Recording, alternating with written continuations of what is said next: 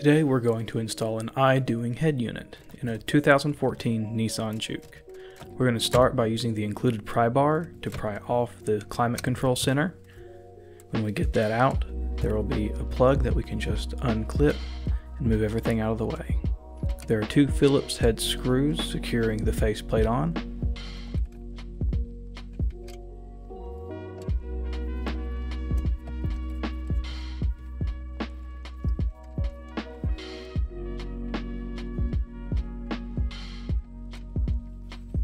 With those out, the faceplate will gently come straight off. When it unclips, there is a connector at the top that you can undo with your fingers.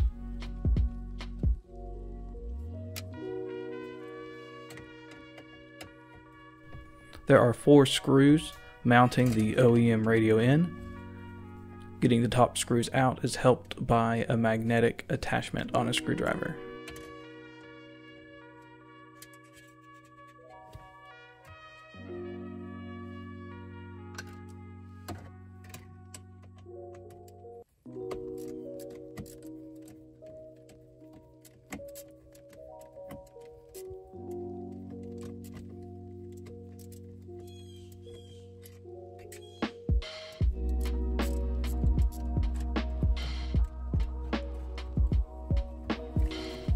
With the radio out, there are a couple cables on the back that we need to take off.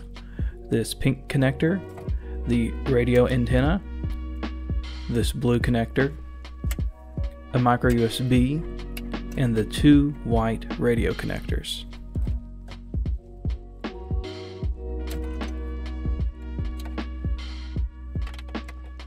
Now let's grab our Idoing unit. The wiring harness is installed. We have our radio connector here.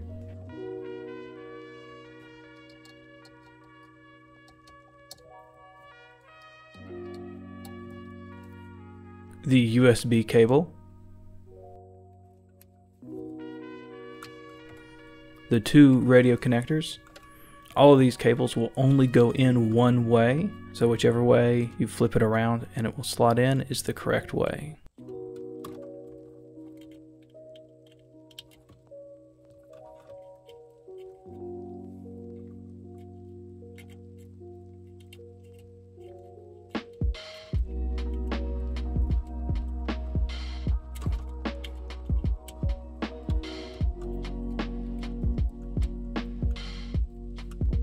There are a couple more cables we need from the Idoing kit. These are the cables that come off of the supplied wiring harness. There is a red, yellow, and white connector coming off of the wiring harness adapter, and there are 2 more adapters in the box that you need. One with 2 yellow and a green connector, and one with several sets of red and white connectors. These are for the backup camera and the auxiliary jack input underneath the radio. Those 2 additional connectors clip in to the connector bank on the other side of the radio from the OEM wiring harness adapter.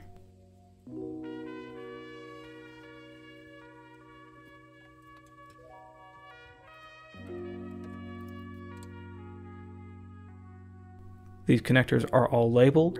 The yellow connector off of the OEM wiring harness is connected into the CCD aux connector, and the red and white connectors from the OEM harness adapter connect into the aux right and aux left red and white connectors.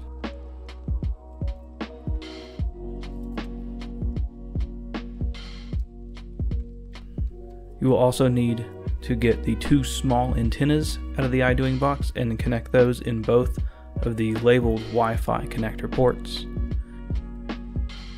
Now we need to grab the OEM vents off of the radio surround. They are connected with 2 Phillips head bolts on either side. Those will clip right into the Idoing unit and then reinstall the 2 Phillips head screws from the OEM surround.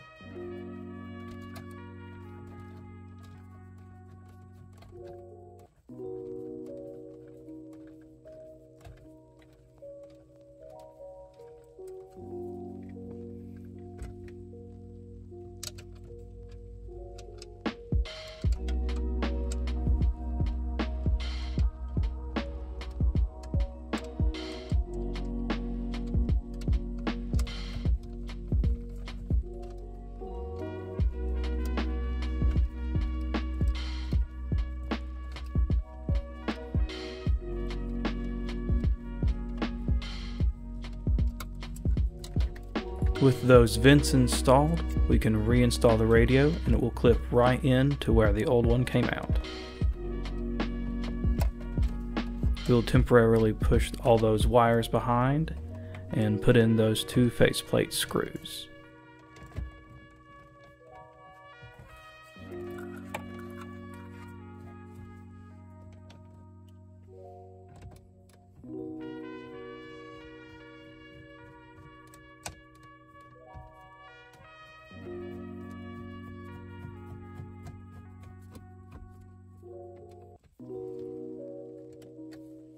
For the included microphone and CarPlay connectors, I have routed those down underneath the climate control unit and into the driver floorboard. You can follow those 2 wires down there and they will come out right by the gas pedal. Before we finish up the install, we want to power on the radio and make sure that everything is working as it is supposed to. Again, we're going to check the backup camera. You can see that the backup camera flips back on. And now we need to program the steering wheel controls. We have volume up, volume down, answer, decline call, and next and back. To do that, you will go to the steering wheel controls menu. You can find it as an app or in the settings menu. When you click a button, the text on the bottom of the screen will turn from red to yellow, and then you select the control from the options that you are trying to program.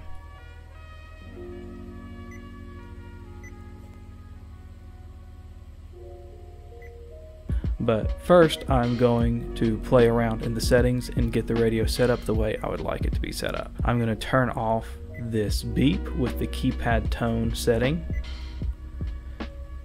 And then I'm going to change the lights over to red. There's a bunch of settings in here that you can set up the radio really the exact way that you want it to.